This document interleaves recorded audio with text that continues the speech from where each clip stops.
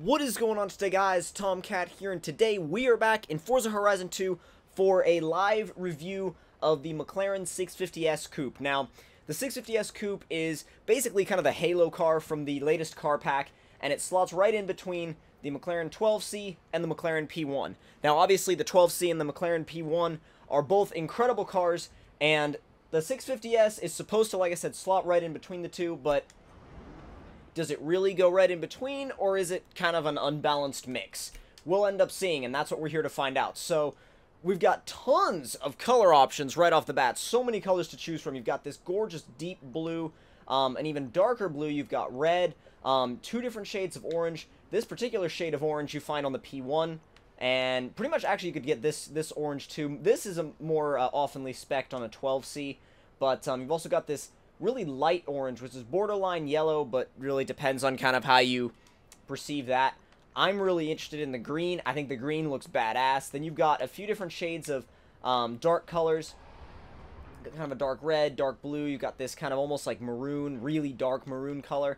Got a gray, and then just all sorts of silver and lighter colors as you go on. Now, we're going to go ahead and spec ours in lime green because it looks absolutely mental in that color, and I can't wait to drive it. It's going to be definitely a fun car, and remember, we're driving it before even upgrading it whatsoever. This is before we stick a bunch of tuning on it. This is before we stick a bunch of upgrades on it. This is before we basically have a little bit of extra fun with this car. So we're not going to touch the garage. We're just going to drive it in its stock form and see how it feels. So right off the bat, it looks great. It looks a lot like the 12C, obviously, but it looks like a lot like the P1 as well. So it's got a lot of elements of the two cars. I love how the brake lights are kind of integrated into the back end of the car. I think that's a really nice style choice. But let's go ahead and rev it a little bit and see how it sounds.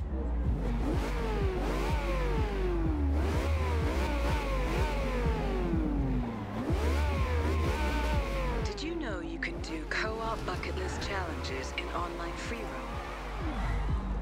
Yes, I did. Anyway, now as far as the sound goes, I think it's a really nice sound. I don't think it's quite as, I don't know, it doesn't seem quite as deep as the 12C, and it's not quite as screamy as the P1, but it is a nice, it's nice in between because it's also different from both of those. It sounds like a McLaren. It sounds like that same twin-turbo V8 that you get in both of those cars, but it is slightly different, and that's what this car is supposed to be. It's supposed to be slightly different. So we're going to do most of our driving in first person because that's where I prefer to drive. In Forza, you've obviously got the single wiper, which is a cool touch. And we're going to go ahead and turn out onto the straightaway, drop a gear, and let's say balance it at about 40 miles an hour, and go!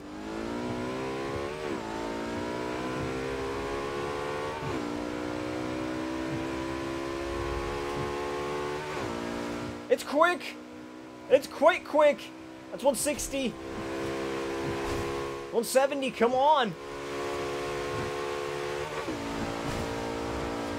Come on, come on! Come on, how fast can we get it before the corner? That's 190, 91, 192, 192 before we had to turn. Oh, God! Woo! That was extremely close. It transitions really nicely, though, into the corners, especially at high speed like that. The back end just came right around, and I was able to catch it really easily.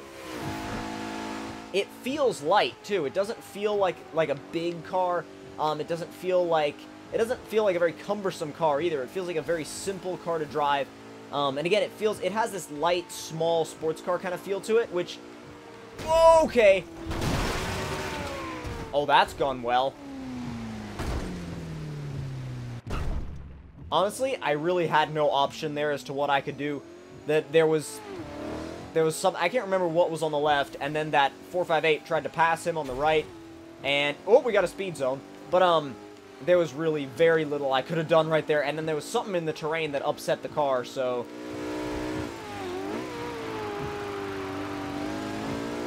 I'm not gonna say there was nothing we could have done, because there's always something you could have done, but it was definitely a tricky situation to have gotten out of. The turn-in, especially, though, is very nice. You get a really nice little bit of rotation from the back end, but you can just catch it immediately. Or if you want to mess around and just start drifting all over the place, you can do that too.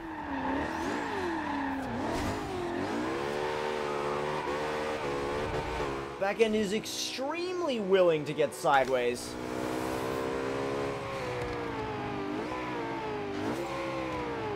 Let's get up onto the highway, though, and see what this thing can really do speed-wise. We had a little bit of a run in the, or on the beach beforehand, but now we're going to really take it out on the highway and see what it can do. As long as no Volkswagen Beetles get in our way.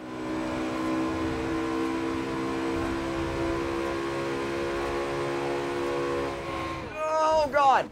Okay, yeah, maybe not for that corner. I wasn't actually sure which lane that Ford Transit was in.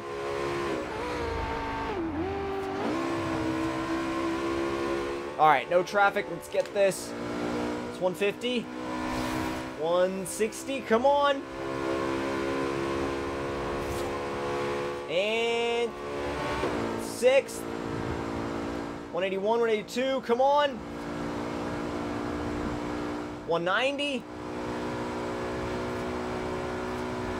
Oh, come on, come on, come on. 200. 201. 201 before that corner. And this is where that the highway starts to kind of, well, it actually doesn't stop yet. Never mind, we can keep going. Back to 200, and then we had to turn. That's always basically what just keeps ending up happening. Got 200, we keep getting 201, and then a corner keeps appearing. Obviously, this car can do a lot more than 201, but there's really nowhere to test that. Or nowhere straight enough, I guess you could say.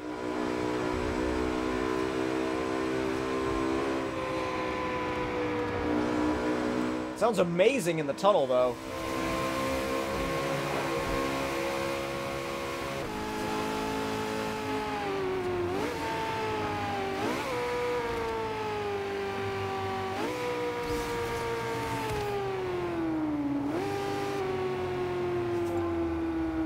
And go!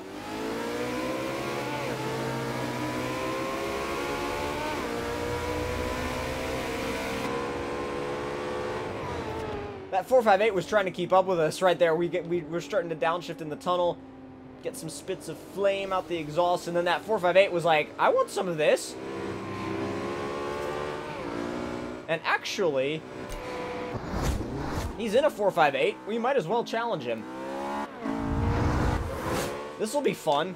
He's not in a Speciale, so it'll be, should be anyway, an easy target for the 650S. Oh, God! That was unexpected. Really unexpected. In fact, you know what? I want an actual race out of this. So I'm going to let him get out of this little, like, I guess you could say, confined situation with that Ford Ka. Is he even following me? He's taking the highway. Okay, what the hell is he doing? He's a bit of an idiot, I think. Either way, we're going to just go ahead and start running the car, and we'll take him either way. And if he just tricked me and the GPS is leading me off on a slower route, I'm going to be a little bit mad about that, I think. But, oh boy. Use the hill as a banked corner. No big deal. Oh, what? Okay. He's just off-roading the whole way.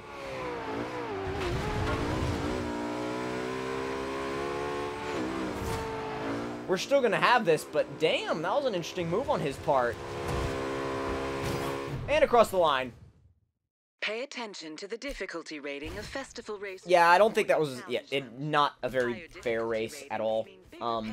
Because we had ended up waiting for him, and then he just kind of cut across the grass. Definitely not a good comparison of the two cars, but I don't know, still fun. And remember how I said before that you could basically drift this car anywhere if you wanted to? Just turn traction control off, find a roundabout, and do this. Works very well for it. Very, very well indeed.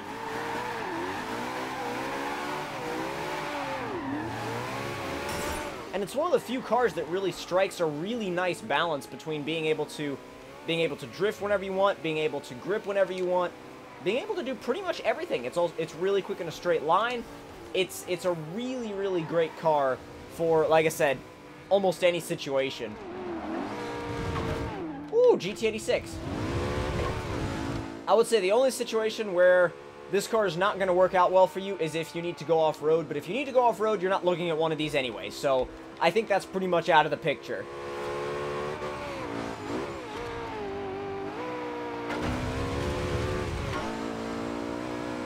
And yes, the engine note, the exhaust note, is definitely not as high-pitched as, let's say, some of the offerings from Ferrari, but to be honest, this has a really nice sound in itself. It doesn't have to try to copy or mimic the sound of a Ferrari, because there's no point. It needs to be its own thing, and McLaren is actually really, really good at being its own thing and doing its own thing, and it shows in the way their cars look, the way they sound, and no matter whether you like it or not, they are really out there doing their own thing when it comes to their cars.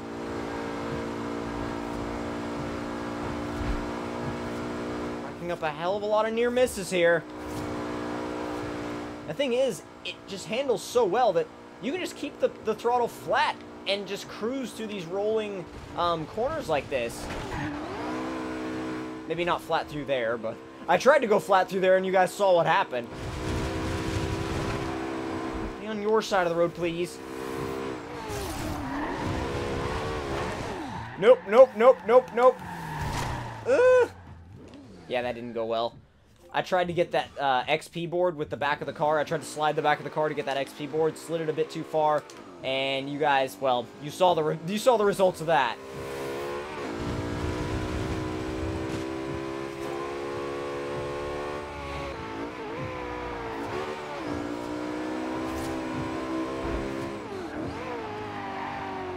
I feel like, though, if I was trying to pick between this car and something else, I'd be looking at a Huracan as well, Lamborghini Huracan. And before you say I'm pronouncing it wrong, there are so many different ways I've heard to pronounce that name, and they all say they're right. So I'm gonna keep pronouncing it that way until, I don't know, we'll see later on. But I feel like that's what you'd be looking at. If you were looking at this car, you'd be kind of comparing the two. Or, I mean, if you just want this, then obviously you're gonna go ahead and get this. But if you're trying to decide what you want for a specific type of application, then I feel like you'd be looking at both of them. And this really, really, really puts up a good fight, especially with the fact that it's rear-wheel drive, and I feel like it has more feel than the Huracan. I feel like it has a little bit more, I feel like it's a little bit more aggressive than the Huracan. It's actually a lot more aggressive than the Huracan, in my opinion. Not really in the looks department, but in the performance department, it's definitely up there for sure. It just absolutely tears these back roads apart. And I feel like you've got the 12C as your dedicated sports car. You've got the P1 as, you know, your insane hypercar. And you've got this as, whoa, not your rally car. But no, you've got this as something that can do a little bit of both, but is really rooted as a sports car. That's the thing. It's they put it in the middle because they want it to be something of both, but like somewhat of both. But this thing is way more 12C than P1 to me. It feels way more 12C than P1. It feels like, what it really actually feels like is a 12C amped up a few notches rather than a P1 toned down a few notches. It feels, like I said, it's just got so much more 12C to it. It really, really does. And I like that. I like the 12C. And this just takes everything that the 12C does well and does them better. I feel like if you've got the credits to spend on a 650S, there's almost no point in buying a 12C, unless you obviously want to complete your McLaren collection.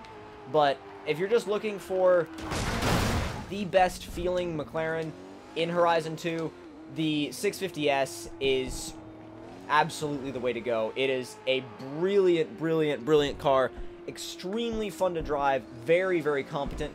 I feel like it's going to be a beast in online racing as well. I can't wait to take it online and see how it does there. I also can't wait to upgrade it and see how it does when upgraded. I'm going to do, I'm going to upgrade the power. I'm going to upgrade the suspension, the handling, the brakes. The brakes, honestly, they really don't need to be upgraded because they are absolutely massive and ridiculous already.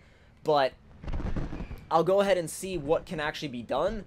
And I really, really like this car. I really want to see where I can take it and really want to see what it's best at. So if you guys enjoyed this review, don't forget to leave me a like. Tell me in the comment section down below what you guys thought of it.